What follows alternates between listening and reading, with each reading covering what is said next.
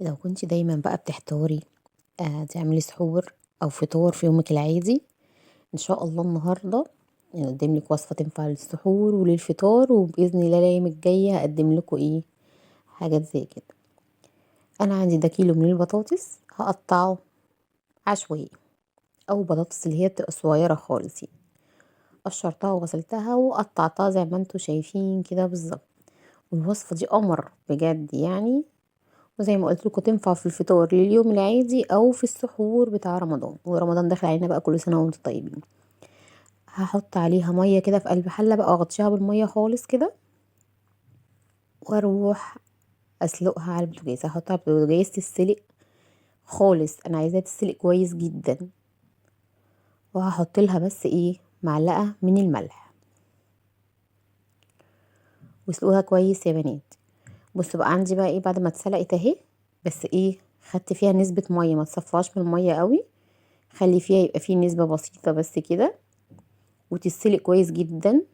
وابتدي اللي انا اهرسها بقى كويس، يعني مش عايزه فيها حتت مكلكعه كده وناشفه.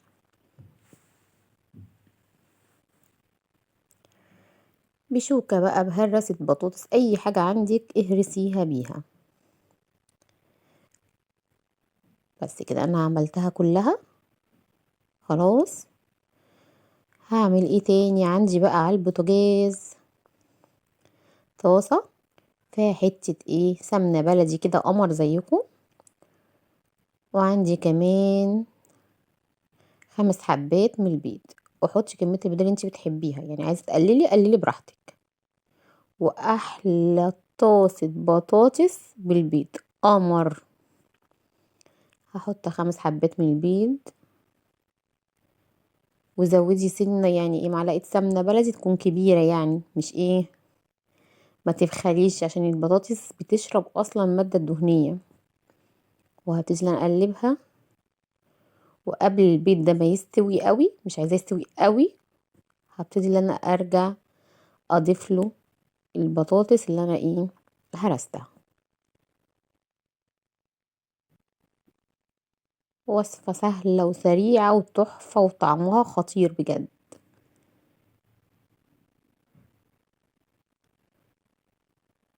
بس كده انا بقى هنا طبعا كنت ضايفة ملح من الاول، بس ما كنتش ضايفة كتير. فهبتدي انا هنا بقى هظبط الملح، وهظبط الفلفل الاسود بتاعي. بس هدخل البيض كويس كده في البطاطس، وهتاكد ان البيض بقى هنا بقى طبعا البطاطس مسلوقه مستويه، بس هتاكد ان البيض خلاص استوى خالص. يعني انا هفضل اقلب فيها وادخل البيض في قلب البطاطس كده، واتاكد ان البيض بتاعي استوى كويس. بس كده، وصفه عظمه وما خدتش وقت، وقمر، تستاهل بقكم. لازم تجربوها وتقولولي ايه رايكم فيها. بس كده خلاص انا خلصتها. طبق سلطه محترم بقى، وعيش بلدي، وكلي حبيبتي وقولي لي ايه رايك. انا عندي هنا جنبيها جرجير وعيش بلدي، وكانت تحفه.